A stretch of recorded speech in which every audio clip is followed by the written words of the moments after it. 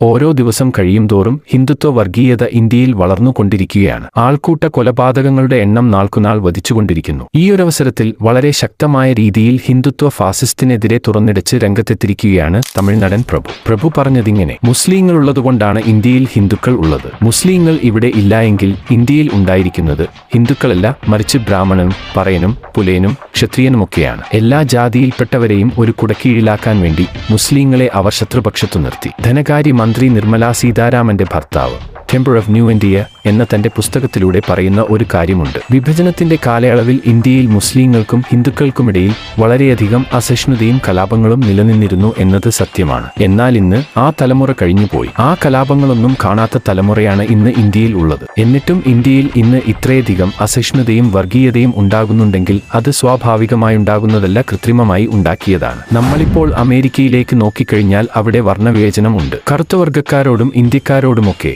അവിടുത്തെ വെള്ളക്കാർക്ക് റേസിസം ഉണ്ട്. കാരണം അവിടുത്തെ വെള്ളക്കാർ ഒരു വംശമാണ്. കറുത്തവർഗക്കാരെ കാണുമ്പോൾ അറിയാം അവർ മറ്റൊരു വംശമാണ്. എന്നാൽ അതുപോലെയല്ല ഇന്ത്യയിലെ സ്ഥിതി. ഇന്ത്യയിൽ ഒരു മുസ്ലിമിനെയും ക്രിസ്ത്യാനിയെയും കാണുമ്പോൾ ആരാണ് മുസ്ലിം ആരാണ് ക്രിസ്ത്യാനി എന്ന് തിരിച്ചറിയാൻ പറ്റില്ല. അല്ലെങ്കിൽ ഒരു ഹിന്ദുവിനെയോ മുസ്ലിമിനെയോ കാണുമ്പോൾ വേറിട്ട് നിർത്താൻ സാധിക്കില്ല. എല്ലാവരും കാണുമ്പോൾ ഒരുപോലെയാണ് ഇരിക്കുന്നത്. അതായത് ഇന്ത്യയിലുള്ള എല്ലാവരും ഒരേ വംശമാണ്. അമേരിക്കയിൽ വംശീയത ഒഴിച്ചുകൂടാൻ പറ്റാത്തതിന്റെ കാരണം പല വംശങ്ങൾ ചേർന്ന ഒരു രാജ്യമാണ് അമേരിക്ക എന്നതാണ്. എന്നാൽ ഇന്ത്യയിലുള്ളവർ ഒരേ വംശമായതുകൊണ്ട് തന്നെ ഇത്രയധികം മനുഷ്യർക്കിടയിൽ വർഗീയതയുണ്ടാകുന്നത് വളരെ വിചിത്രമായി തോന്നുന്നുവെന്നും ഒരു ഓൺലൈൻ ന്യൂസിന് നൽകിയ അഭിമുഖത്തിൽ പ്രഭു പ്രതികരിച്ചു.